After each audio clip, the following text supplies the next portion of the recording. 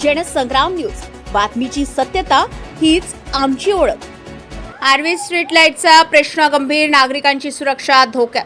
आर्वी शहरातील वर्धा रोडवरील स्ट्रीट लाईटची अवस्था सध्या अत्यंत दयनीय झाली।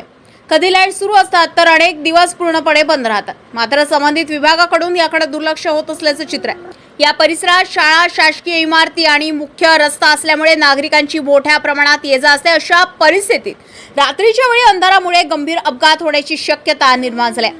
त्यामुळे नागरिकांमधून तीव्र नाराजी व्यक्त होत असून स्ट्रीट लाईटची तात्काळ दुरुस्ती करण्याची मागणी जोर धरत आहे। आपण आर्वी वर्धा जो मेन रोड आहे या रोडवर सध्या उपस्थित आहे। या रोडवर बघतात याच्या मागेला एक जिनिंग आहे। त्या जिनिंगमधून साधारणतः 1 ते 1.5 महिन्याआधी एक ट्रकने इथे पोलला धडक दिली। त्याच्यामध्ये हा जो स्ट्रीट लाईटचा पोल आहे हा पूर्णतः तुटलेला आहे। आपण बघू शकता हा पूर्णतः तुटून पडला आहे आणि तो एका झाडाच्या फांदीच्या आधारावर आहे।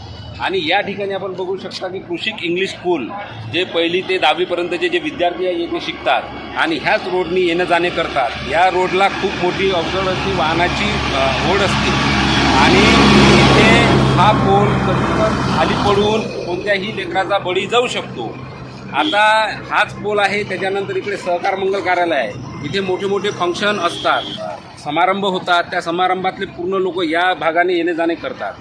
आता मला एक प्रश्न उपस्थित होतोय की आपले सर्व शासनकर्ते, प्रशासनकर्ते का फक्त रेती घाटावर लक्ष आहे किंवा रोडावर लक्ष आहे किंवा नाल्यावर लक्ष आहे, म्हणजे आपला विकास झाला तर हे कामं कोण बघणार, याच्यावर लक्ष कोण देणार? आज हा पोल आहे, तो पोल आहे, हे दोन्ही पोल केव्हा पण पडून एखाद्याचा बळी निश्चित जाऊ शकतो। म्हणून युवासेना शिवसेनातर्फे मागणी आहे की या पोलची लवकरात लवकर दुरुस्ती करावी जेणेकरून अपघात टळावा।